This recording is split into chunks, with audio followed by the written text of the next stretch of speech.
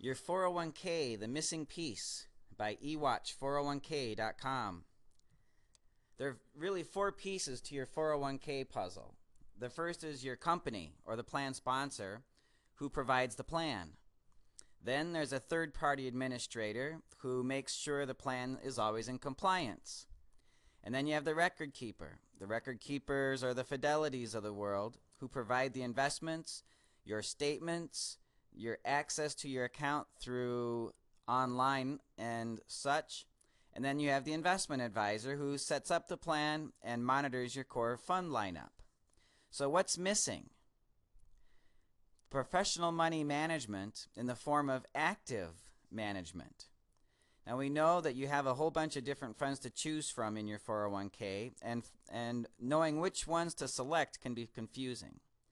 And most people don't have the time to do the research, and they don't really have the desire.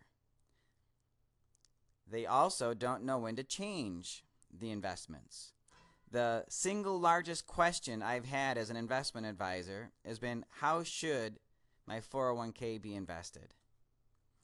Active management will modify your investment allocations due to the actual market changes, not simply because it's the end of a quarter or a year. So what do you have offered in your 401k? You have passive money management.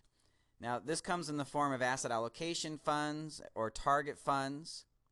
Now within the last 6 to 8 months, a trend started that reduces the amount of funds available in your 401k since so many people were hurt from the last market downturn. Now the fund selections are being narrowed down to these asset allocation funds and target funds.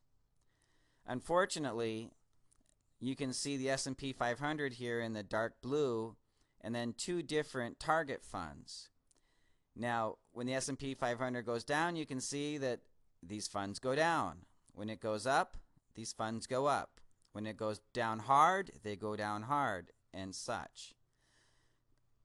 Two different times over the last 10 years, all three of these have lost over 50%.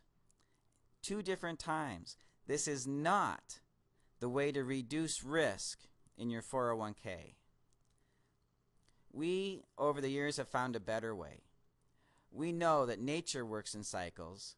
We know that light moves in waves, sound moves in waves through sound waves, the tide moves in waves, the moon has cycles, tree rings grow in cycles, sonar moves in waves. In fact, one of the pioneers of cyclic analysis was J.M. Hurst, who actually worked for the Department of Defense. He worked on the development of sonar, and he knew that the same waves that were natural to sonar had to be natural to the stock market as well. When we know that the economy works in cycles because there are business cycles. In fact, a presidential election every 4 years causes a cycle.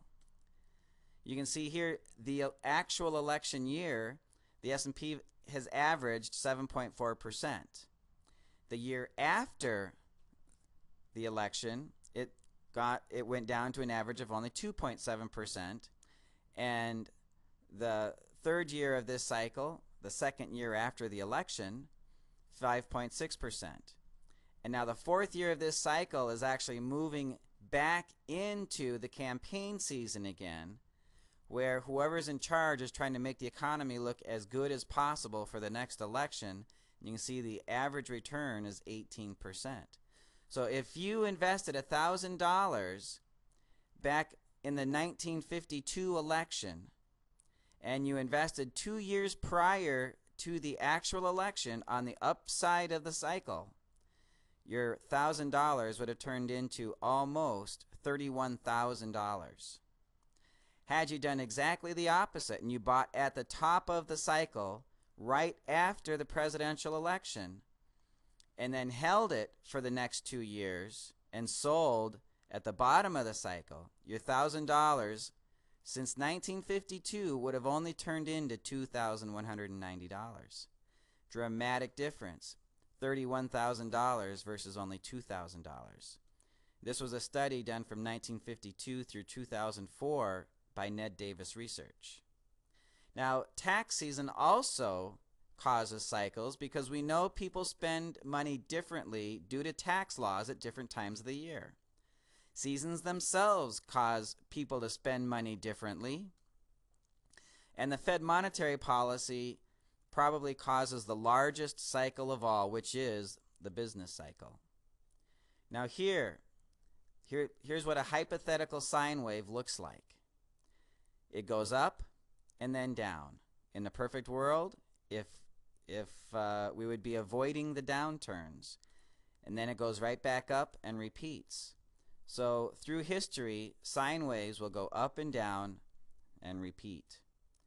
So what we want to find out are these hypothetical waves actually in the market.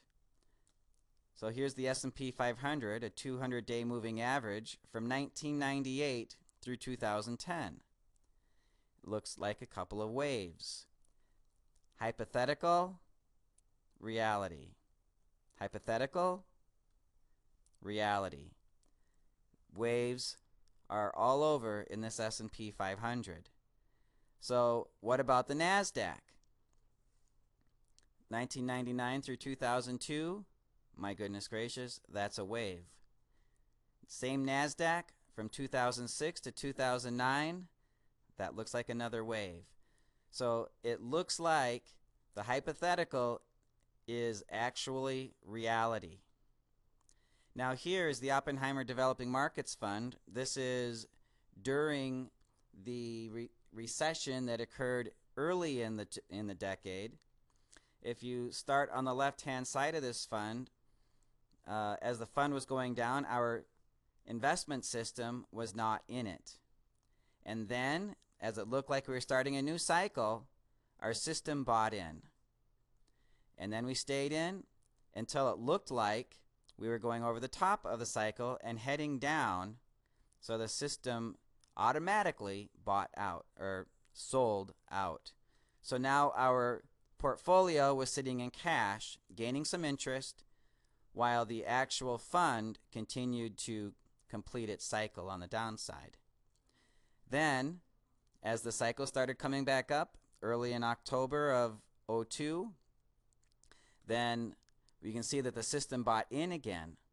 But now, instead of having to spend our time trying to get back to even, you can see that we are going to be starting from a much higher level where our cash position left off.